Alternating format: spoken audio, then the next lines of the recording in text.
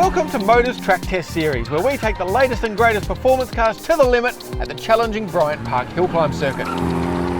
We'll do a deep dive on the car's dynamics, try the different drive modes, set a lap time, and then wrap it up with a track score.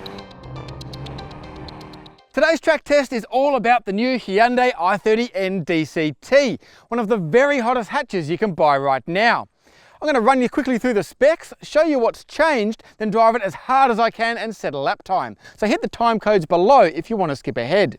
Don't forget to like this video, subscribe to the channel for more content, and leave a comment with any cars you want to see us track test.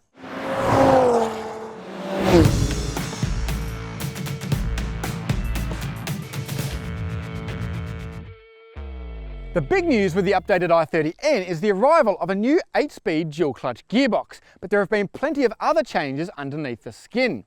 The 2-litre turbocharged 4-cylinder engine now produces 206 kilowatts and 392 newton meters, increases of 4 kilowatts and 39 newton meters, while there's also a limited slip diff between the front wheels. Speaking of wheels, these 19s are now single-piece forged units which save 14.4 kilograms in unsprung weight, and that is a lot.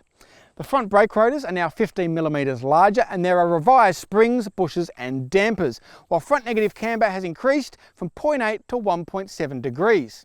All these changes should make it even better on track than its predecessor, so let's find out, shall we?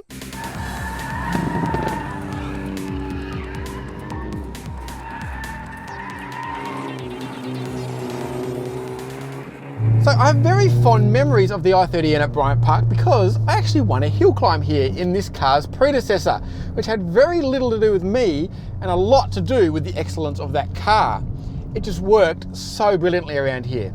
Got plenty of traction from the diff in the front end, a great chassis that had lots of grip, it had a really torquey engine, short gear ratios, just absolutely worked.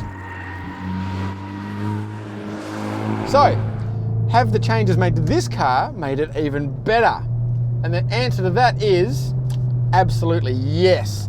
This thing is unbelievably good. Let's start, as we do, with talking you around the various aspects of the car, and we'll go through it bit by bit and tell you why it's so good. So the first thing to mention is this engine. On paper, another 4 kilowatts, another 39 newton meters, you go, oh yeah, not too bad. But this thing is so much stronger under the bonnet than the last car. If you look at the torque curves, that extra 40 newton meters is basically right across the board. Essentially, if you ignore the numbers, it's basically more power and more torque more of the time. It can still get a little bit soft above 6,000 RPM. It doesn't have a massive top end on it. We rev it out here. Power sort of above 6.5 actually starts to tail off, but it doesn't really matter because the mid-range torque of this car now is unbelievably strong. If you want to see exactly how quick it is, just click the link above and you'll see our performance testing video of this car. But let me illustrate. So second gear, what, 3,500 RPM? Oh, once boost builds, it actually pushes you back in your seat, and the old car did not do that. The other thing is the sound of this thing. I don't know if you can hear it, you probably can. The backfires this thing makes are unbelievable. They're actually even louder from outside the car. But even in here, you back off. Sounds very, very angry. You know, it's hard to make a 4-cylinder sound good, but this absolutely does. So let's talk about the new dual clutch gearbox. There's not really a lot to talk about because it just works brilliantly. Listen to that. It's so reactive on downshifts. Upshifts are super quick. We're not really here to talk about its low speed behavior, but it's pretty good at that too. Okay, purists might still want the manual, but you're not really losing much in terms of involvement by having this gearbox, just because it allows you to just concentrate on going quicker through the corners. You can brake super late. I'm jumping around a bit all over the place here, but that's okay because the brakes are super strong. It's funny, the specs on the brakes here aren't that impressive. Okay, they've given the front rotors an extra 15 millimeters, but they're just single piston calipers front and rear, but good luck if you can kill these brakes because I don't think I can. Great pedal feel, heaps of stamina, works well with the ABS, you don't get sort of ABS run on.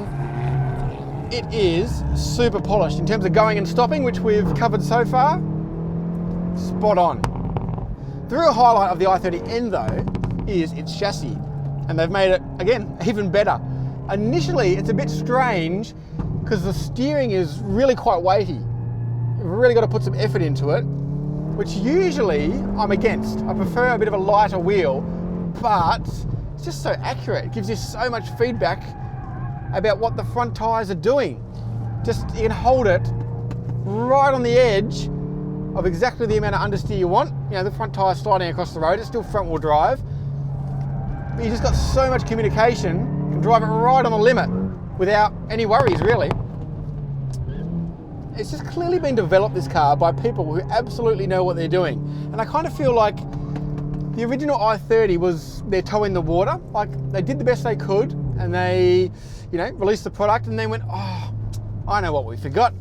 I know what we missed. And then they've released this car, the update, and it's fixed really the very few problems that the i30N had. I mean, it didn't really have that many problems, and it's solved those and improved upon the areas that really didn't need improving on. The chassis is even better. The brakes are still strong, it's got more grunt. So at the moment, I'm just in the N mode. So there's a number of drive modes, normal, sport, and N, which you just activate by pressing this flag button. But if I press it again and hold it down, it's an N custom mode. You've got this cool spiderweb arrangement now on this 10.25 inch infotainment screen, and you can adjust all the parameters.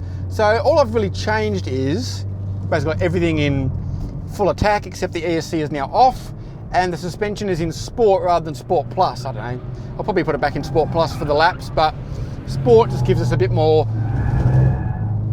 body movement, maybe soak up these curbs a little bit better. There is a bit more torque steer now from this diff, now that you've got the extra torque, but the diff is also what makes this car, because unlike most front drivers, give it some throttle and it actually pulls you into the corner. Obviously most front drive cars, you wash wide, you give it throttle, you get understeer, and especially with an LSD, because it spins both wheels rather than one. Often one wheel will spin and you won't necessarily understeer, but you'll lose all your traction.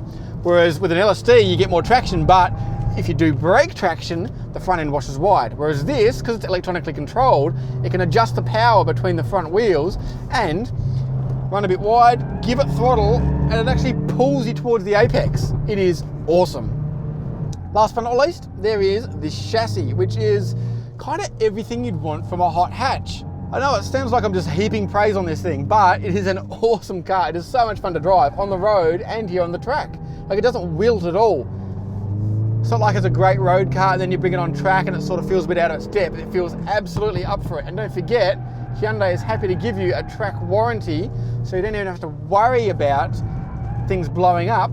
Obviously, it's not going to cover consumables like tyres and brakes. You'll have to pay for those. But yeah, that's confidence in your product, backing all the mechanicals for track use. You can probably see the back end jinks around, but there's still so much confidence. The handling's got a really good balance between stability and adjustability. So if I turn in, I've got a really good front end, but it doesn't just push into understeer. I can loosen the rear slightly, especially going downhill, but without it ever feeling nervous. Like, sometimes if you get that back end moving in a front wheel drive, especially for me, you can feel a bit nervous. You don't want to really pitch it into a corner because you're like, oh, am I going to get oversteer? Is the back going to come around? Whereas this, it's still adjustable, but you've got the confidence to just throw it into turns and commit to the throttle.